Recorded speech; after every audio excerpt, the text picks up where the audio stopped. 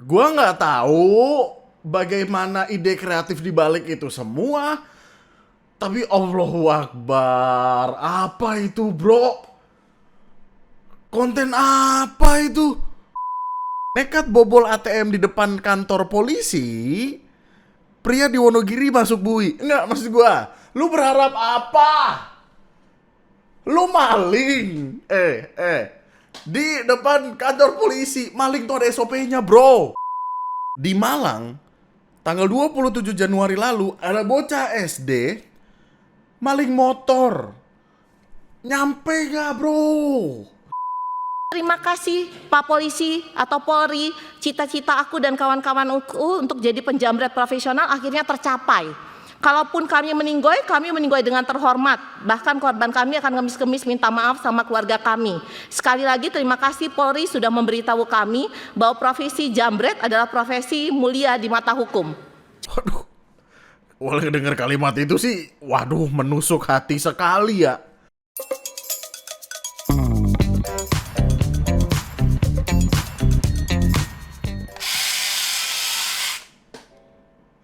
Anjay. Nggak kelihatan ya? Ini kelihatan nih. Gue masih akan memamerkan pedang ini selama beberapa video ke depan. Jadi gue harap lo happy dengan itu kan. Selamat malam semuanya. Selamat datang kembali di TNM. Selamat datang kembali di KDSBBS. Ketika dunia sedang baik-baik saja, padahal tidak, tentu saja tidak. Semua bermasalah. Maksudnya kita lagi bicara saham hancur, mau perang, Epstein file kesebar, internet rame sama hal-hal yang penuh kerandoman ini, yang bahkan saking randomnya sampai ada di titik di mana ada orang India yang percaya kalau ini adalah mantan presiden kita Joko Widodo. Coba. Wah, pria itulah. Perkara ini tiba-tiba rame di Twitter. Gue juga nggak tahu kenapa, dan ini datang dari media-media besar yang ada di India sana. Indonesian former President Joko Widodo visited to have Darshan of the Seven Hills Lord. Ya itulah. Default what? Oke. Jadi mantan Presiden Indonesia Joko Widodo melakukan darshan atau beribadah atau melihat dewa ke Dewa Seven Hills. Para peziarah di sana kaget sekaligus takjub. Ada mantan presiden dari negara asing yang beragama muslim malah beribadah di kuil suci itu. Lu kalau lihat videonya, menurut lu apakah mirip? Menurut lu apakah mirip? Bro, maksudnya kita pernah dipimpin oleh beliau itu 10 tahun. Apakah mirip? Dan ini media-media yang kayaknya cukup gede ya di sono ya. Mungkin levelnya sekelas Tribun kali ya, nggak tahu gue.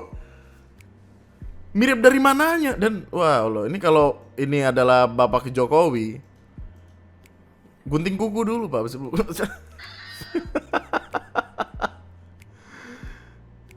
Dan banyak men.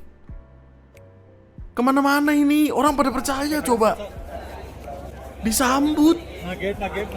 Kok bisa? Kejadiannya sendiri terjadi di tanggal 29 Januari. Ada seorang pria yang digadang-gadang wajahnya mirip sama presiden mengunjungi sebuah kuil yang mana adalah salah satu kuil Hindu terkaya dan paling suci di dunia, di mana banyak orang bilang kalau itu adalah ritual untuk melihat atau menyembah dewa dengan pakaian adat kuil lengkap dengan perhiasan kepala emas.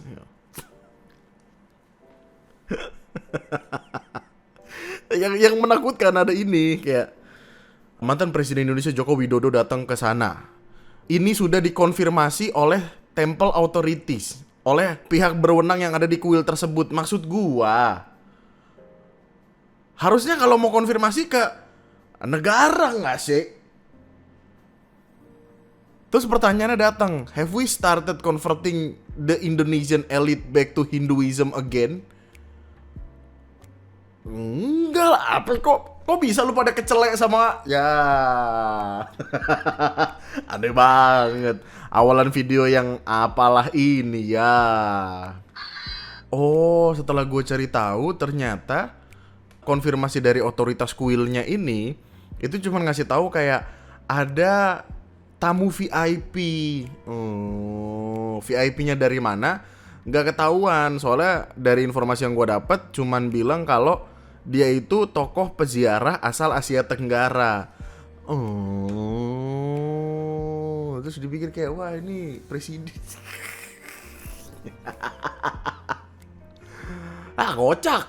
Pada stres juga pada. Enggak. Oke. Oke, anyway. Yang stres ternyata nggak gua doang, tapi juga ada yang lain yang mungkin saking pusingnya bikin konten, mereka melakukan segala macam cara untuk membuat perkonten-kontenan. Salah satunya datang dari Facebook, di mana ada ibu-ibu FB Pro yang bikin konten yang sangat jadi gini. Ada video ini. Dia mungkin lagi mencari anaknya atau siapa gitu, tapi nggak ketemu, tuh saking nggak ketemunya dia marah. Nah, masalahnya yang dia lakukan adalah aing mana si indung sia. Aduh aing poho deui rek ka mana ieu teh nya meuli naon rasa teh rek ka warung aing. Aduh. Kumaha ieu carana aing dengan si indung sia. Saha ieu nu ngahalangan ieu teh saha deui? Ada nu kieu di dieu. Mama, sajeng ngambak nu bogana, kumaha udah deui. Ari sia ka mana wae tuh aing teteangan. Iya, oke terbalik itu teh aya nu bogaan di handap teh beureung ngadon dicopekan. Emangnya naon kuburan? Kuburan teh eling teh ini teh. Kumaha tuh ais? Wah, sia ngalabokeun mudah pitik mu kabur aya.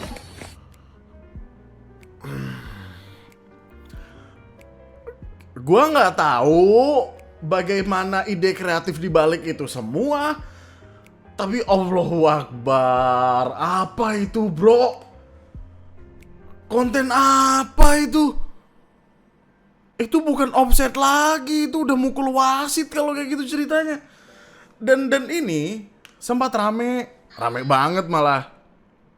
Di awal-awal Februari video ini naik, mungkin tanggal 3 Februari, sekarang tanggal 6. Naik kemudian ke IG, ke TikTok, dan rame banget. Kampungnya kampung banget, nggak ada adab. Demi konten udah pada hilang adabnya ya, orang marah-marah semua. Karena apa? Karena ini hadir dari ibu-ibu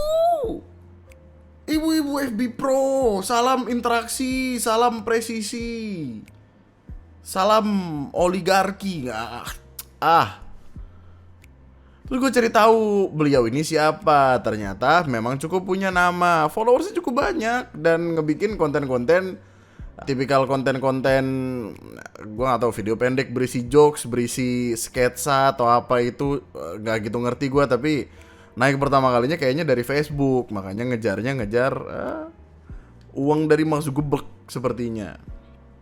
Videonya full menggunakan bahasa Sunda semuanya, yang mana balik lagi gue gak gitu ngerti. Tapi ketika video ini keluar dan ramai diomongin sama orang-orang, ada semacam klarifikasi. Yang mana klarifikasi kayak udah dihapus. Ini gue nemu di akun YouTube orang.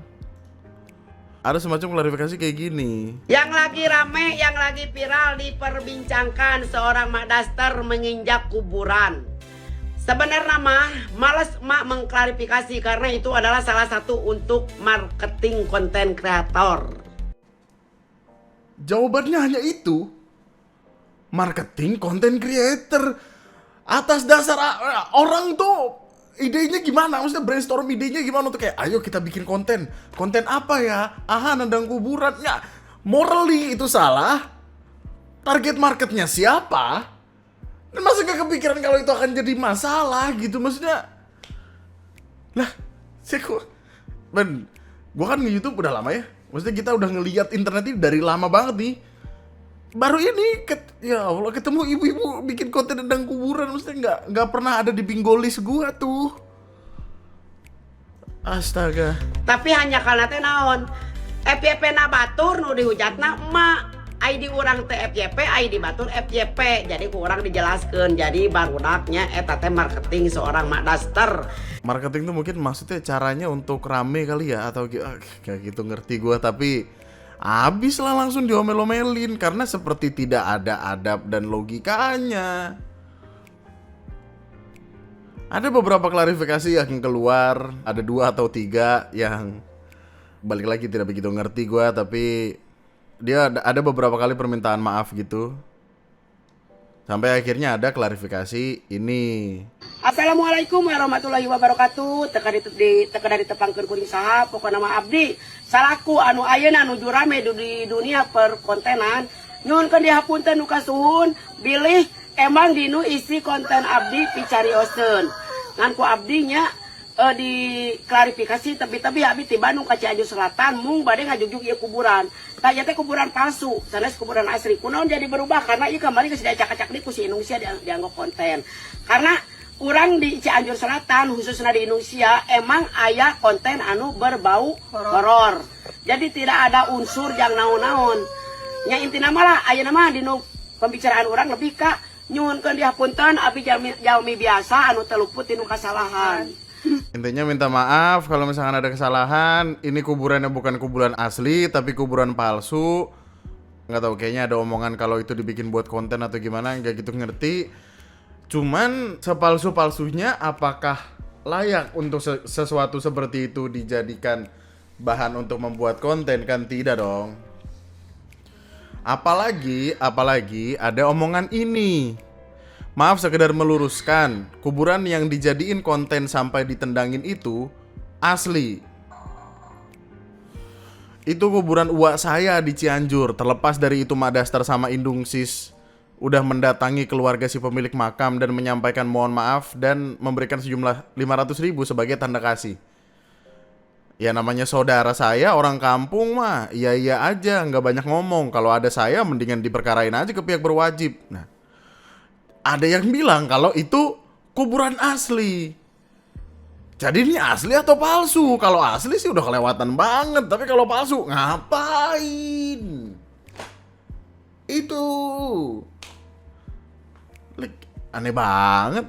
Bikin konten main-main sama kuburan lah. Pertama, konten Madastar sama konten Indung Sia dari segi bahasa tidak sopan, cenderung kasar, jelek, padahal anak zaman sekarang melek media sosial, khawatir ditiru. Kedua, bagaimanapun itu kuburan, minimal ada sedikit menghargai. Jujur kalau saya anaknya si Wow udah saya perkarain. Nah, hanya demi salam interaksi, salam presisi, salam kontrasepsi, tiba-tiba membuat sesuatu yang aneh, Cek.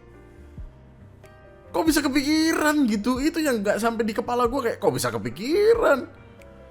Hilang moral demi viral. Aduh. Audiensnya dia juga sama aja. Dia gak akan naik kalau gak ada yang mendukung. Dan dia mendukung satu frekuensi ya.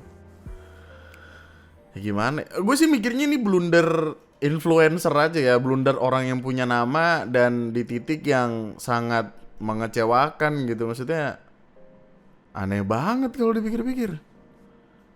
Kok bisa orang demi mengejar jangkauan luas dan interaksi di FB Pro, banyak orang yang mengabaikan akal sehat saat membuat konten. Wah, ngeri.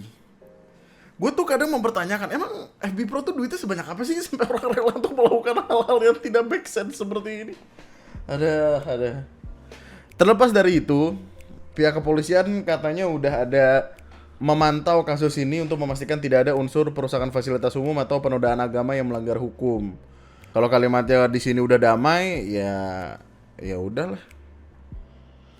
Untuk jadi pelajaran aja, maksudnya untuk kalau misalkan lu pengen bikin video, enggak semua ide harus dieksekusi, tahu? Bener deh, percaya deh, kayak wah gue punya ide ini, sepertinya viewsnya akan banyak. Iya viewsnya banyak, iya komennya banyak, tapi isinya maki-maki lu semua gimana? Maksudnya hal yang pertama kali harus dipikirkan dari membuat konten adalah setelah membuat ini gue perlu bikin video klarifikasi nggak ya? Gitu. Itu ya. Iya, oke. Siap. Oke, lanjut. Kita akan mulai dengan bridging yang cukup aneh karena gini. Kemarin tuh ada yang hadir dengan pertanyaan di Twitter. Pertanyaannya cukup sederhana. Lu ngerasa nggak sih kejahatan di sekitar kita tiba-tiba makin naik? Makin banyak orang jahat, makin banyak maling. Terus ada orang datang dengan hipotesa kayak, oh mungkin karena mau Lebaran, mungkin karena mau puasa, orang jadi pada butuh duit, terus pada melakukan tindak kejahatan itu untuk mencari duit. Karena berita-berita akhir-akhir ini, aneh. Kita mulai dengan ini. Nekat bobol ATM di depan kantor polisi, pria di Wonogiri masuk bui. Enggak, maksud gua, lu berharap apa? Lu maling. Di depan kantor polisi, maling tuh ada SOP-nya, bro. SOP pertamanya adalah keadaan harus aman. Gue nggak tahu itu bener atau nggak, gue nggak pernah maling. Tapi maksudnya di kepala gue sih begitu ya. Maling harus dengan kondisi yang aman, tidak dilihat orang, tidak ada di depan kantor polisi. Menurut lo apa yang terjadi? Orang stres banget kayaknya ya. Jadi ada ATM BRI gitu, bertempat di depan kantor Satuan Lalu Lintas Polres Wonogiri. Coba kita cari di Google Maps.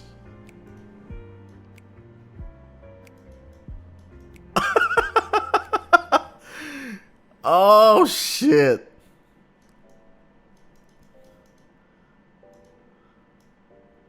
Klinik Pratama Polres Wonogiri. Ini ada hubungan sama pihak kepolisian gak sih harusnya? Terus ada SD.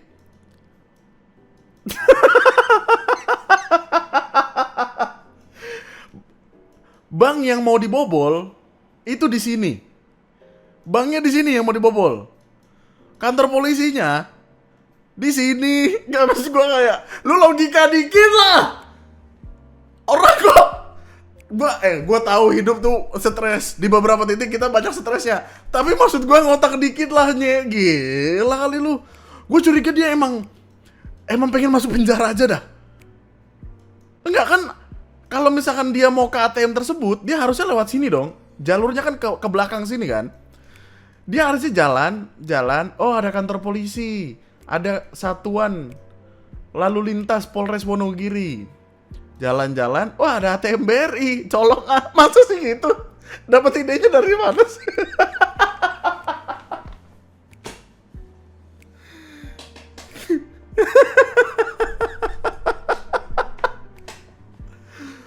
Goblok banget bro, sumpah dah. Kesel sendiri gua. Kejadian sendiri terjadi di 28 Januari lalu, sekitar jam 10 malam. Oh, mungkin dipikirnya polisi udah pulang kali ya. Ia mencoba merusak mesin ATM Bank BRI menggunakan senjata tajam jenis sabit. Oh, oke. Kasih Humas mengatakan saat kejadian anggota Satlantas tengah melaksanakan piket di sekitar kantor. Pelaku diketahui berada cukup lama di bilik ATM sehingga menimbulkan kecurigaan petugas. Lagi piket di mana ya? Apa di sini? Mungkin lagi piket di sini atau di sini atau di mana, gue gak gitu ngerti. Terus kayak yang, tuh orang di ATM lama banget ya. Ngapain dah? Ayo coba kita lihat. Terus waktu dicek diketahui pelaku sedang membobol mesin ATM menggunakan sabit. Ya Allah. Mesin ATM mengalami kerusakan tetapi tidak ada uang yang berhasil diambil. Akhirnya pelaku diamankan dan ditangani Satuan Reserse Kriminal Polres Wonogiri. Polisi masih melakukan pendalaman terkait motif pelaku serta kemungkinan adanya unsur pidana lain. Coba tanya persoalan logika deh Pak. Maksudnya coba masuk gak gitu, masuk gak? Pak, kalau maling tuh Bapak kenapa sih? Polisinya bete sendiri. Pak, kenapa sih? Ada banyak ATM lain di luar sana, kenapa harusnya gini gitu loh, maksudnya. Bukan berarti gue nyuruh orang untuk maling, tapi maksud gue, ya Allah lucu banget ini. Ya Allah. Netizen banyak mempertanyakan apa yang ada di pikiran pelaku hingga memilih lokasi yang kemungkinan tertangkapnya hampir 100%.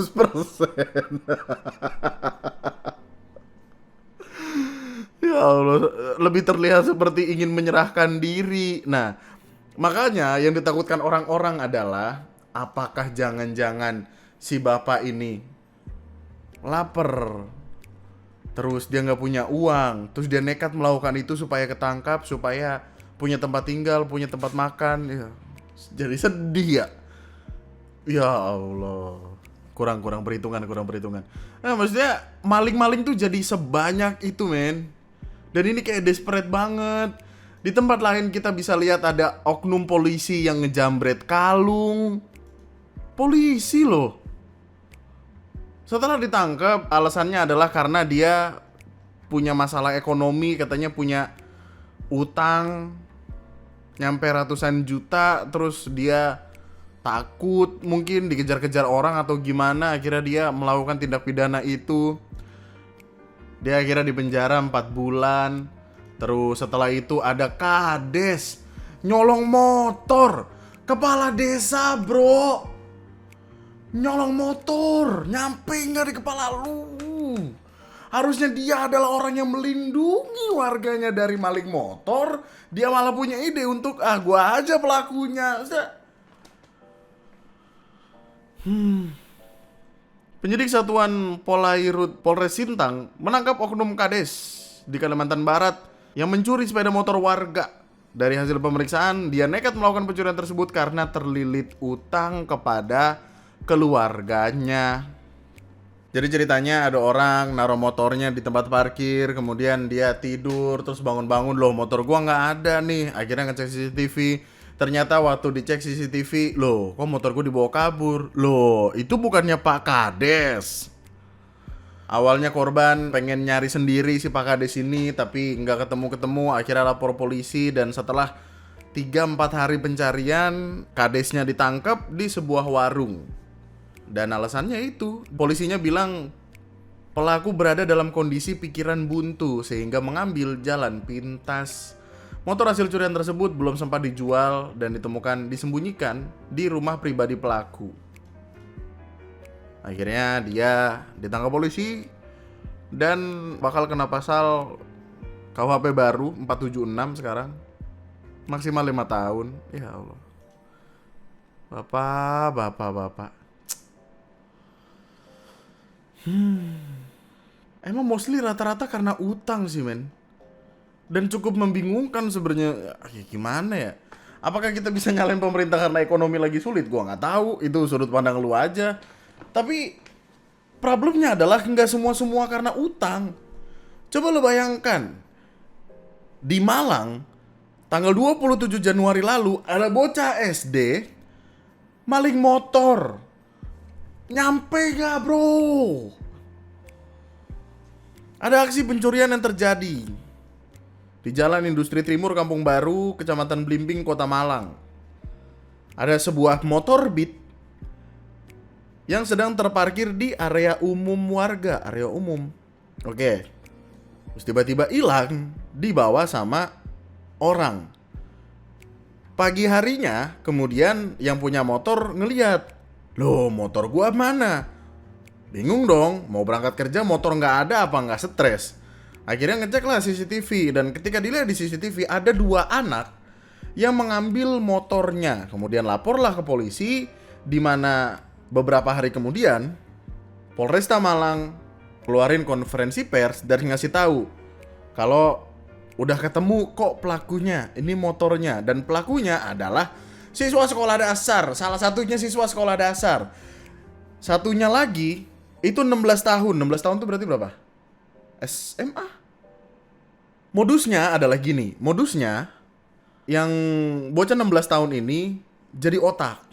Dia membrainwash bocah SD ini, lalu mereka bermain peran pura-pura tersesat.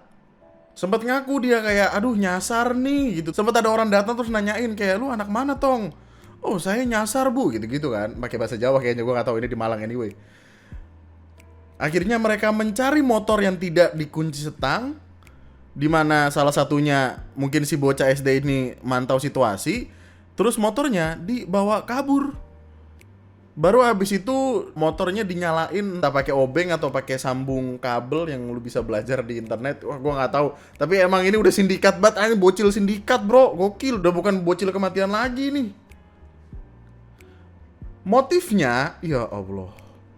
Motif dari pencurian itu sendiri adalah karena kedua pelaku ingin memiliki sepeda motor untuk digunakan dalam aktivitas sehari-hari. Mungkin iri ngelihat temennya bawa motor. Mungkin pengen punya juga, gua nggak tahu. Dan motor yang dia colong udah 2. Yang satu Beat, yang satu Vario apa nih? Ya. Bocah bro. 16 sama 10 tahun. Nyolong motor. Nyampe nggak di kepala lu? Ini. Dunia udah gila. Stres. Kok bisa mereka nyolong motor? Kok bisa kagak ketangkep? Ini kalau ketangkep gimana? Tapi karena 2 bocah ini masih di bawah umur tentu saja, masih di bawah 17, di bawah 18 kan. Mereka nggak ditahan dan akan melalui mekanisme diversi atau rehabilitasi. Ya, oke. Gue penasaran banget sama bapaknya nih. Akan seperti apa mak bapaknya mendidik mereka? Bisa tiba-tiba gesper tuh. Hanger yang besi itu kayak kalau mau kekerasan tidak diperbolehkan. Tapi, ya Allah tapi. Gue lagi ngebayangin kalau gue yang gitu gimana ya? Kayak terlalu gue bocah gitu. Wah ada motor, maling gitu. Terus gue bawa ke rumah, terus sama bapak gue tahu gue nyolong motor. Abis banget bro. Dulu, bokap gue kalau marah, dia akan menyabet dengan gesper. Tapi gespernya bukan ujungnya, tapi palanya. Nah pala gespernya, motifnya kuda dari besi atau apa, gue nggak tahu, cetas gitu. Jadi ketika kena paha gue, ada gambar kudanya. Lari lagi. Kecewa, jokes apa itu? Asu. Jaga barang lu men. Banyak orang pada stres. Sampai bocah aja ikutan stres, gila. Udah jadi kayak apa ini? Nah, dan ini. Wah ini belum ada update-nya sih. Gue penasaran banget apa yang terjadi. Karena ini sangat aneh cek. Ada sebuah video CCTV ngasih lihat tentang pencurian paket di Kampung Pulo, Kalibata, Jakarta Selatan. Pencurinya adalah seorang bapak-bapak yang lagi ngajak jalan istri sama anaknya. Kok bisa? Apa yang terjadi? Jadi dia kayak lagi jalan, main sama anak itu, diambil. Pede banget. Kayak kagak ada bismillahnya, langsung ngambil gitu. Apa yang terjadi? Paket siapa itu? Isinya apa juga kagak tahu. Lah gimana sih? Istrinya diem aja, nggak ada negor, nggak ada ngomelin, nggak ada apa. Itu dilakukan di depan anaknya ada 3. Kok bisa begitu sih? Istrinya ngeliat loh. Kagak ada jokes jangan gitu dong mas. Kejadiannya sendiri terjadi tanggal 3 Februari lalu. Pagi jam 8:30. Ada kurir lagi nganter paket. Parkirin motornya di pinggir jalan. Nganter ke yang di dalam sini kayaknya. Nggak tahu ya. Udah nggak ada. Di waktu yang bersamaan ada orang lewat terus diambil ya. Sampai saat ini belum ada update yang gimana-gimana banget. Tapi di Twitter sih sempat ada omongan kalau dia bukan orang asli wilayah situ ya. Meskipun kalau dipikir-pikir ya rada nggak mungkin sih, karena dia kan bawa anak, nggak mungkin orang jauh yang gitu-gitu dah. Tapi kayak gua apa klepto, gua nggak tahu. Kleptomania adalah sebuah kondisi di mana lu bisa tiba-tiba nyolong barang orang tanpa lu sadar lu lagi nyolong barang orang. Apakah itu? Nggak tahu gua. Mukanya gampang keciri loh itu. Keluarga apa ini? Kenapa ini? Apa pada akhirnya dibalikin? Hah? Mertua lu nonton bang. Bang, malu bang. Ya Allah.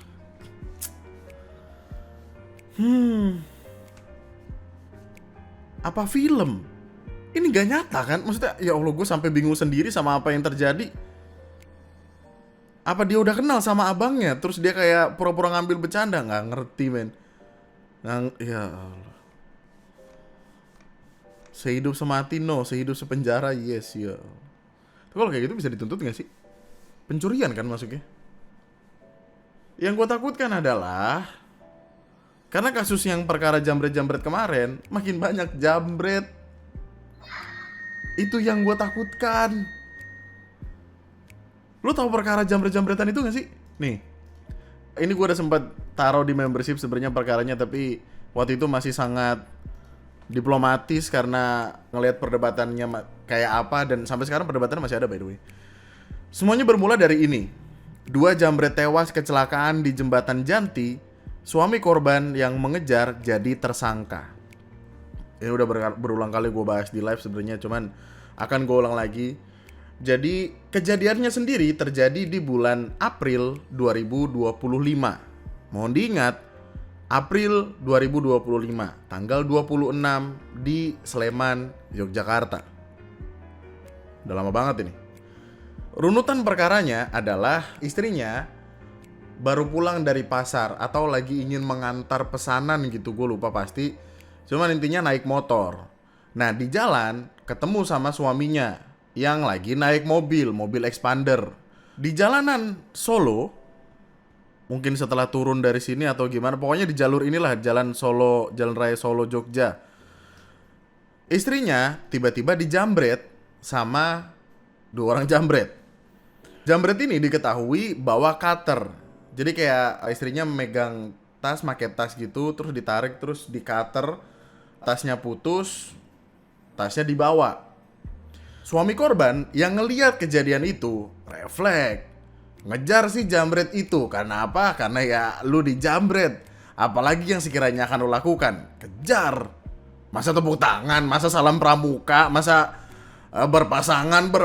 Gak mungkin dong, kejar jambret tersebut.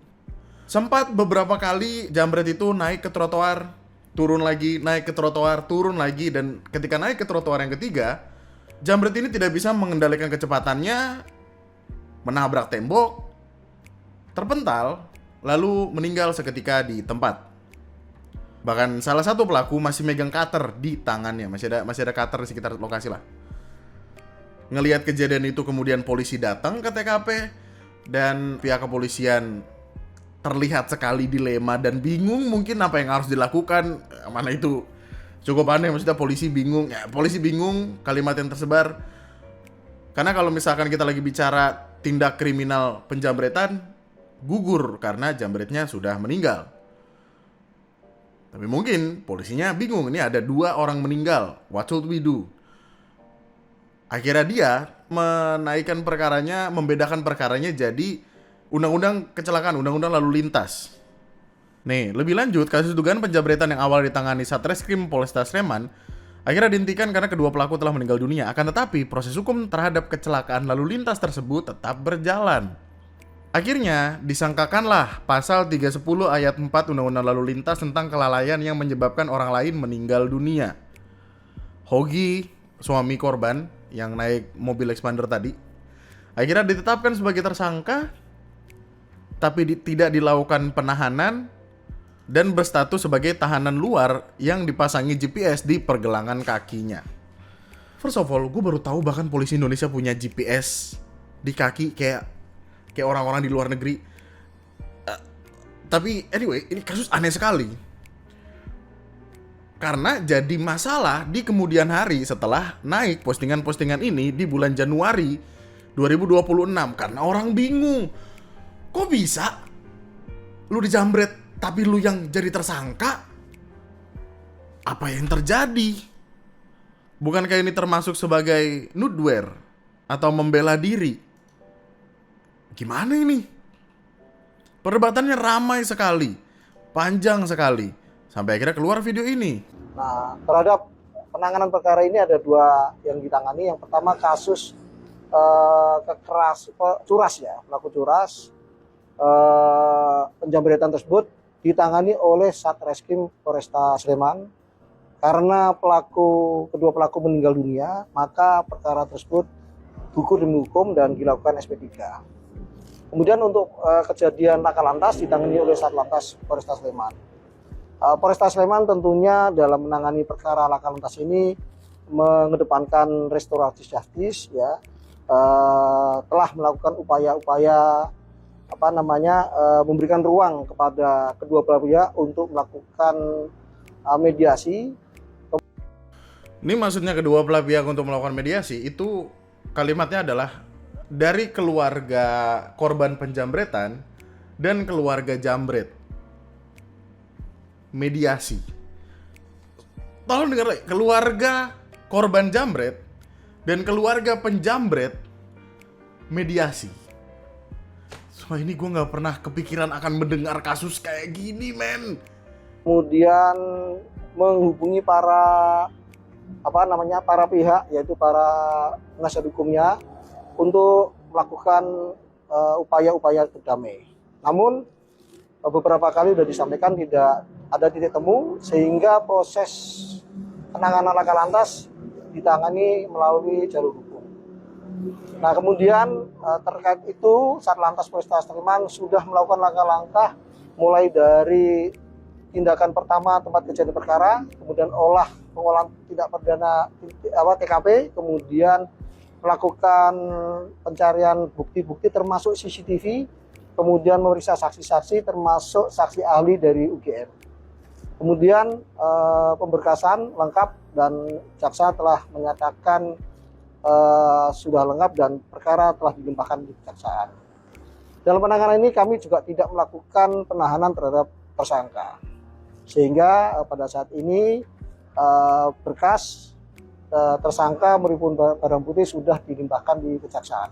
Jadi harapannya pihak kepolisian adalah pihak kepolisian yang terlihat sekali bingung harus seperti apa, itu menyerahkannya kepada kejaksaan, karena kejaksaan yang bisa memutuskan ini kejelasan hukumnya seperti apa, karena bingung. Ketika perkara ini rame, orang langsung pada mikir dong, kayak kenapa mati? Kebental nabrak tembok. Kenapa kebental nabrak tembok? Karena kena pepet. Kenapa kena pepet? Karena gak mau berhenti. Kenapa gak mau berhenti? Karena kabur. Kenapa kabur? Karena habis jambret. Nah, orang jadi ngomongin tentang pasal 34 KUHP ini, tentang setiap orang yang terpaksa melakukan perbuatan yang dilarang tidak dipidana jika perbuatan tersebut dilakukan karena pembelaan terhadap serangan atau ancaman serangan seketika yang melawan hukum terhadap diri sendiri atau orang lain, kehormatan dalam arti kesusilaan atau harta benda sendiri atau orang lain. Orang ngebawa pasal pembelaan diri ini. Tapi di waktu yang bersamaan, kalimat-kalimat ini bikin jengkel gitu loh. Keluarga jambret bisa sepakat damai bila ada uang tali asih. Uang tali asih itu apa sih? Uang tali asih adalah bentuk uang penghargaan santunan. Oh, santunan. Oke. Mereka yang meninggal adalah tulang punggung keluarga. Jika mereka meninggal, siapa yang akan memberi rezeki untuk keluarganya? Menjambret? Pertanyaan gue gini, apakah ketika jambret-jambret itu melakukan aksinya, lalu muncul korban dari hasil penjambretannya, jambretnya akan peduli? Kita lagi bicara penjambretan di sebuah kendaraan. Let's say ada jambret, dia menjambret seseorang, orang itu kemudian jatuh lalu meninggal. Emang dia mau tanggung jawab jambret-jambret ini? Kan enggak. Kenapa sekarang giliran kondisinya kayak gini kebalik? Ya orang jadi marah-marah. Apalagi minta tali asih, minta uang damai. Mereka yang meninggal adalah tulang punggung, memberi rezeki. Gua nggak ngerti lagi, men. Gue bingung banget. Untuk lebih jelasnya bisa dilihat di YouTube RDP Komisi 3 DPR Polres Sleman, Kajari Sleman, sangat jelas kronologi. Oke. Tali asih versi keluarga jambret. Biaya ambulans Jogja Palembang. Oh, dari Palembang. Jauh juga. Biaya pengurusan jenazah, biaya pemakaman. Karena tulang punggung keluarga di luar 3 biaya di atas, keluarga jambret meminta santunan ke Hogi Minaya. Jika Hogi Minaya tidak ingin kasus ini berlanjut ke pengadilan, Hogi Minaya diminta uang damai di atas, yang mana sudah jatuh tertimpa tangga, dan ini semua akibat, ini kalimat ini, tulang punggung keluarga. Keluarga gak tahu malu banget. Itu lo nyari nafkahnya jambret orang di jalan, itu juga nyelakain orang, bisa mati juga. Nah, cok, piye iki cok, ngisi ini loh. Akhirnya karena perkaranya rame, naiklah kasusnya ke DPR, ke rapat dengar pendapat apa kalau nggak salah, RDP, rapat dengar pendapat yang membawa kasus ini. Sudah baca belum KUHP dan KUHP baru? Siap, sudah baca Bapak. KUHP undang nomor berapa? KUHP yang baru itu nomor berapa? Di sini ada bapak ini. Bapak ini itu adalah Purnawirawan mantan Kapolda Kalimantan Timur 2015-2018 berpangkat Irjen. Ngomelin Kapolresta dan Kejari Sleman. Nomor 3, Kalau Anda sudah baca nomor berapa? nomor 1. Iya nomor 1 tahun berapa? Nomor 1 tahun 2003. Bapak. 2023. KUHP? 2023. Ulangi. 2025. 25. Saya tanya Anda karena ada kaitannya nanti di pasal di KUHP. Berlakunya kapan sih itu KUHP dengan KUHP? Sejak tanggal 2 Januari kemarin Bapak. Kemarin kapan? Kemarin dulu. 2026. 2026. Siap. Jawabnya begitu kalau Anda Kapolres. Kemarin kok, kemarin apa? Anda Kapolres. Bener-bener diomelin banget ini, kayak lagi sidang skripsi. Harus melihat sesuatu gitu loh. Nah, sudah disampaikan oleh Pak Riwanto tadi bahwa Pak Kapolri sudah baca pasal 34 KUHP. Sudah baca? Enggak. Ada di situ itu permasalahannya, Pak. Ini mengarah ke ini ya, 34 KUHP baru ini ya, pasal pembelaan diri tersebut. Nih kalimat yang ultimate tuh ini. Kalau ya saya Kapolda, kamu masih Kapolda, Anda tidak bakalan sampai ke Komisi 3 dan saya sudah berhentikan Anda. Anda kok Kapolres sudah kombes seperti itu. Bagaimana polisi ke depan? Kalau saya Kapolda, saya berhentikan Anda, dan kalimat itu menggegerkan tempat. Oh ini momen gimana ya bro? Sedih bro. Klien kami ketika melakukan pengajaran jelas tidak ada niatan satu, mensreanya tidak bisa, ya, mensreanya tidak bisa apa yang kemudian sangkakan dalam perkara yang sekarang sudah bergulir di Kejaksaan Negeri Sleman. Mensrea tuh niat jahat ya, maksudnya mau bilang kayak nggak ada niat jahatnya gitu. Dan dari sini akhirnya ditutup.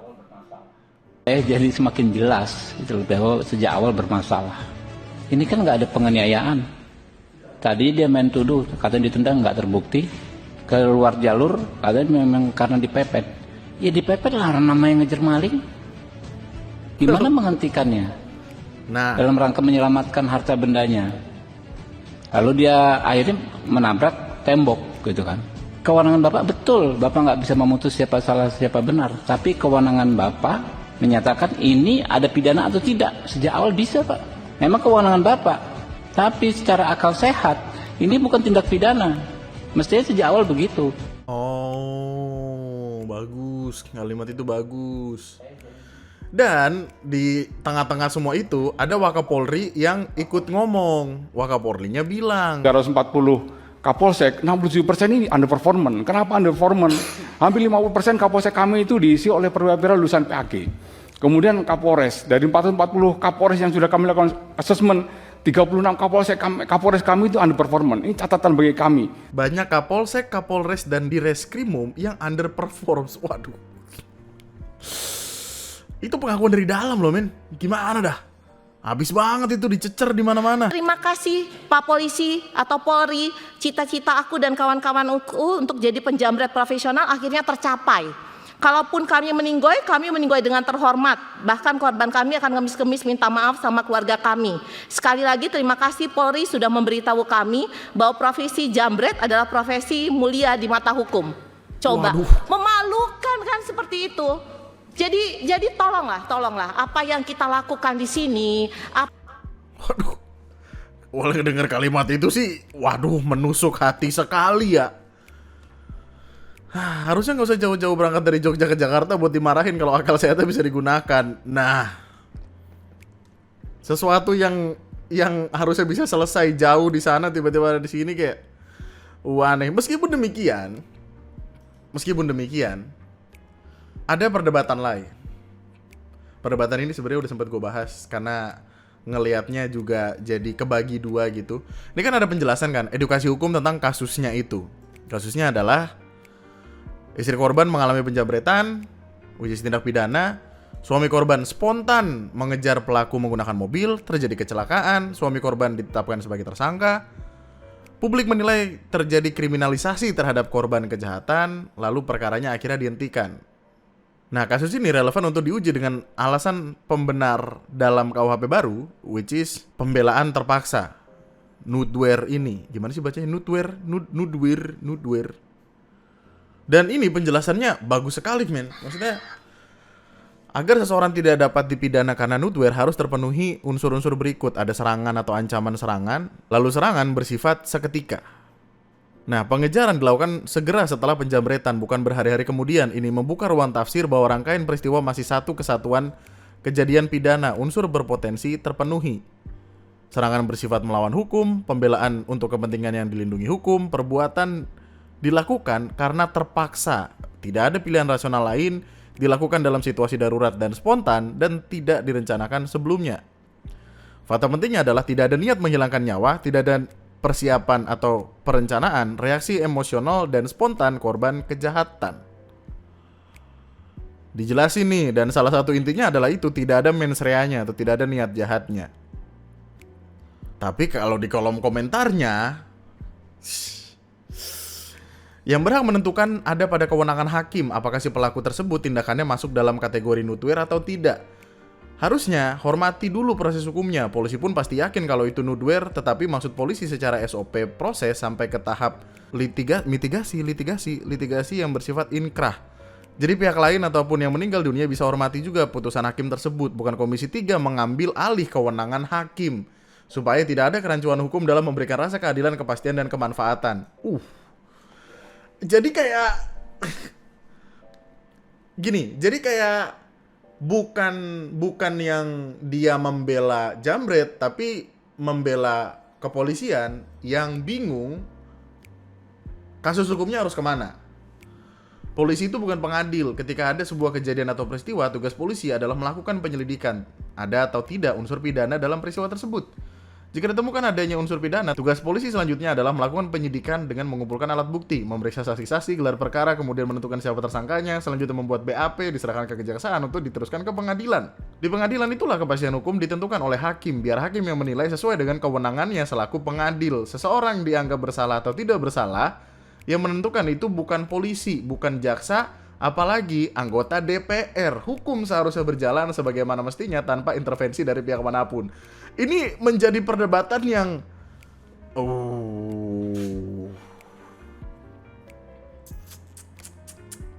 uji di pengadilan, bukan dihentikan di DPR.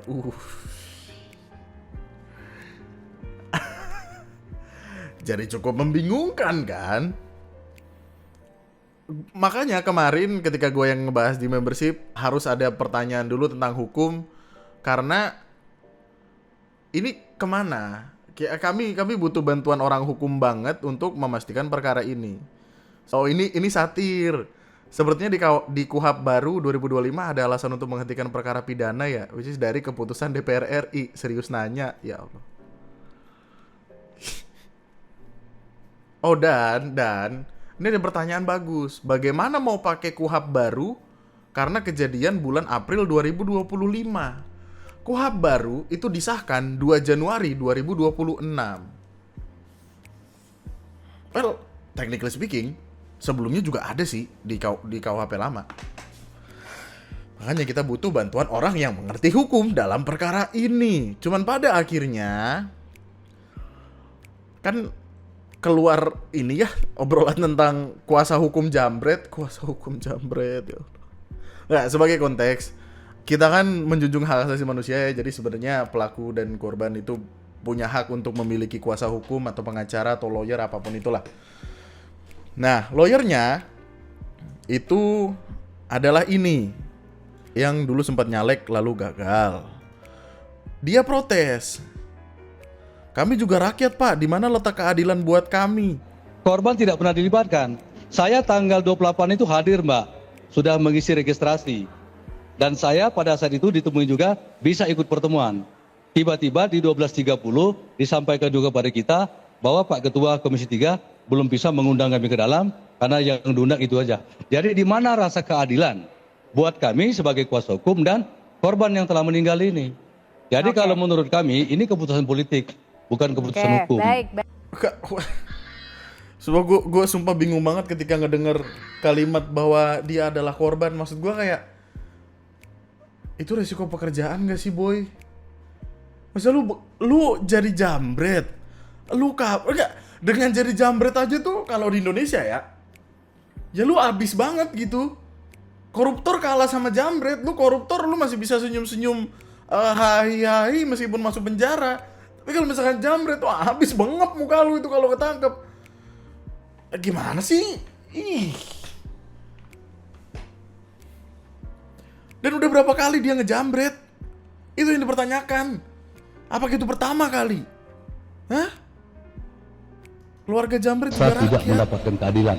Kok cuma diwakili cuma satu pihak tersangka? Kenapa kami tidak diwakili? Kenapa kami tidak diundang? Si Hogi dengan kekuatan yang luar biasa ini, dia ditahan aja enggak. Dan kami tidak akan pernah memaafkan lahir dan batin. Rusak IG gue, rusak ngedengerin dia ngomong. IG gue rusak. Tiba-tiba begitu notifnya. Ais. Klien kami mati, Hogi Minaya ditahan saja enggak. Gue nggak tahu ya. Gue nggak tahu dalam perkara hukum tuh logika sederhana ini bisa dipakai atau enggak. Tapi di kepala gue, ya lu berharap apa gitu? Itu doang sih, kayak ya lu berharap apa? Resiko pekerjaan sih, jambret kan pasti tahu lah ada resiko celaka dan mokatnya saat beraksi. Bisa aja mati dihakimi rame-rame, dibakar massa. Ini sebel banget, men. Lu lihat komennya sampai 17.000. Kuasa hukum jambret bilang korban paling cuma rugi 1-2 juta. Kenapa harus mengejar tersangka hingga tersangka kecelakaan dan langsung tewas? Coba milih lapor ke polisi, pasti tak akan ada korban jiwa dan masalah tak akan serumit ini. Pertama, jangan bilang cuma 1-2 juta. Lalu 1-2 juta jambret, goblok. Gimana sih? Kenapa dibilang cuma soalnya indis ekonomi, yo. 1-2 juta berharga banget, gila. Di Jogja tuh setengah UMR aja di Sleman lah, gimana sih? Cuma enak aja. Terus kayak coba memilih lapor ke polisi, pasti tak akan ada korban jiwa dan masalah tak akan serumit ini. Ya, gimana ya? Komisi 3 itu anggota DPR loh, wakil rakyat. Kenapa yang diwakili hanya satu pihak tersangka? Kenapa kami tidak diwakili? Punya kami ini udah mati, nggak bakal bisa hidup lagi. Shogi dengan kekuatan yang luar biasa ini dia ditahan aja enggak? Ya. Kuasa hukum jambret. Ya. Pada akhirnya, meskipun perkaranya berubah panjang, mohon diingat ini dari April 2025 sampai Februari 2026. Akhirnya perkaranya selesai, kasusnya ditutup, gelang GPS-nya sudah dilepas, dan lega sekali rasanya. Sepengetahuan gue sih kasusnya selesai bukan dengan restoratif justice ya, tapi karena memang ditutup demi kepentingan hukum. Itu adalah dua hal yang berbeda loh. Restoratif justice tuh damai, tapi ini ditutup dan udah selesai. Lalu berdasarkan kewenangan yang diberikan undang-undang, maka saya, Kepala Kejaksaan Negeri Sleman, selaku penuntut umum, mengeluarkan surat ketetapan penghentian penuntutan. Udah, oke. Intinya ditutup demi kepentingan hukum. Oke. Dan update terakhirnya adalah Kapolres Sleman dicopot dari jabatannya. Lalu kasusnya selesai. Ya. Oke, mantap. Oke, kita akan lanjut di part selanjutnya karena ini sepertinya udah lama sekali. Ya. Love you all so much kawan-kawan. Tuliskan opini dan pendapat lo di kolom komentar di bawah. Pedang ini dari keranjang kuning. Ternyata dagang. Seru bro, bagus bro. Nih. Dan ini bisa keluar asap sebenarnya, tapi lo harus ngisi air dulu ya gitu. Tulis opini dan pendapat lo di kolom komentar di bawah. Kita akan ketemu lagi di video selanjutnya. Jangan lupa di like dulu sebelum cabut.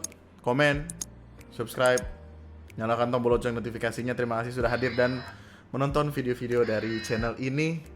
Mari bertemu bersama dan melihat hal-hal kocak lainnya yang terjadi di negara ini. Love you so much. Nama gue Andri, sekian dan...